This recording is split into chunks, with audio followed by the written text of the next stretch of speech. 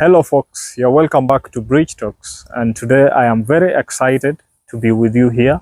Today happens to be our Independence Day, and this is a happy day to celebrate. Bridge Talk wishes you all a happy Independence Day. The slogan for the day from Bridge Talks is, "We want freedom together. Let's not lose it to division." Today, Independence Day, let's not only celebrate the freedom from the colonial rule.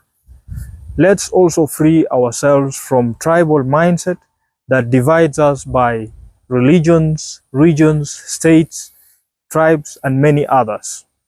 A true patriot or true patriotism is not about standing behind a group, but standing up for justice, equality, and freedom. A free nation deserves free minds. Independence in thoughts, inclusive in spirits, and united in purpose.